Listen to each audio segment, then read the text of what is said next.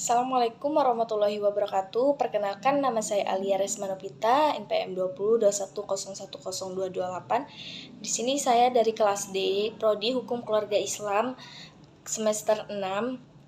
Saya akan menjelaskan materi tentang sumber hukum Islam. Sumber hukum Islam ini terdapat dalam Al-Quran, yaitu Al-Quran ini berkedudukan sebagai sumber pertama dan utama dalam hukum Islam.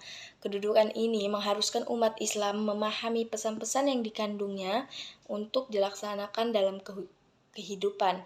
Al-Quran secara redaksional dan makna yang dikandungkan bersifat qad al-wujud. Maksudnya adalah lafaz Al-Quran dan pesan yang dikandungnya terjamin keautentikannya dan otoritas kebenarannya. Keautentikan itu terjamin karena transformasi periwayatannya secara keseluruhan mencapai tingkat mutawatir. Selain itu, jaminan keaslian Al-Quran mendapat intervensi langsung dari pemiliknya, yaitu Allah Subhanahu wa Ta'ala. Yang kedua ini bersumber dari As-Sunnah.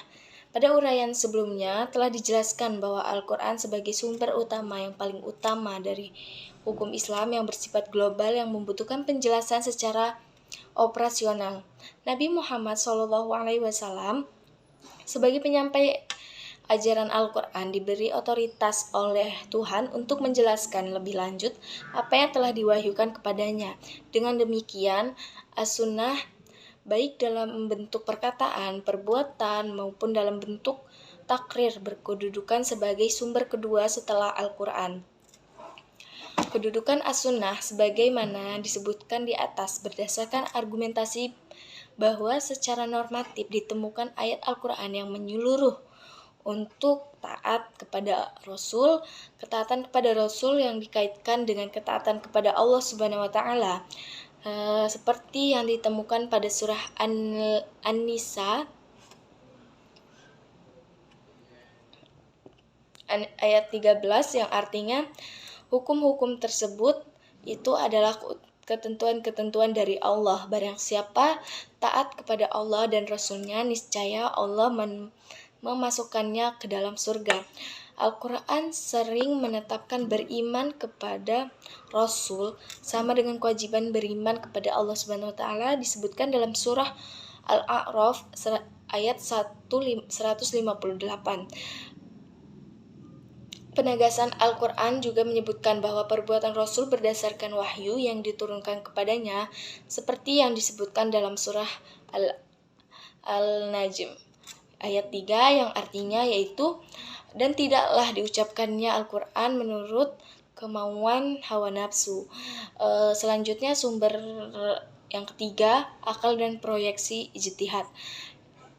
Pengertian akal menurut Al-Quran, lebih khususnya menurut pengertian pra-Islam, yaitu bahwa memperhatikan alam sekitarnya dengan otak, yang dimana otak adalah organ tubuh akal.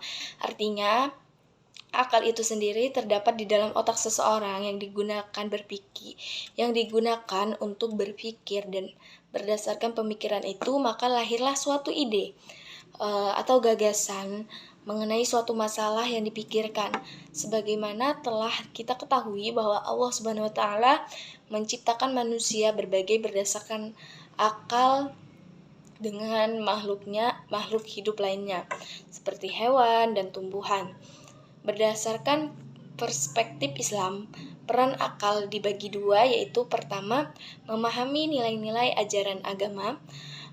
Yang kedua, akal bertugas memilih dan menyeleksi doktrin agama. Di sini saya akan menjelaskan tentang proyeksi ijtihad. Ijtihad menurut bahasa berarti usaha keras yang bersungguh-sungguh.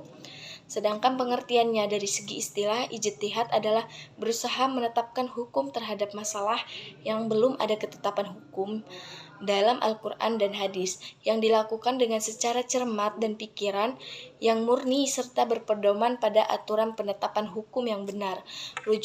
Rujukan ijtihad tetap pada Al-Quran dan hadis, dalam arti bahwa penetapan hukum ijtihad tidak boleh bertentangan dengan ayat-ayat Al-Quran, ayat-ayat Allah Subhanahu wa Ta'ala, atau ajaran-ajaran Rasul. Ijtihad diterapkan dengan beberapa cara, antara lain ijma dan qiyas. Ijma ini adalah kesepakatan para mujtahid pada suatu masa setelah Rasul wafat terhadap suatu masalah. Sedangkan qiyas adalah menetapkan hukum dengan cara menghubungkan suatu perkara yang sudah ada ketetapan hukumnya terhadap masalah lainnya yang dihadapi dan belum ada ketetapan hukumnya. Sedang antara keduanya sama-sama memiliki sebab yang bisa disepadankan. Itu saja yang dapat saya sampaikan. Jika ada salah kata, saya mohon maaf. Wassalamualaikum warahmatullahi wabarakatuh.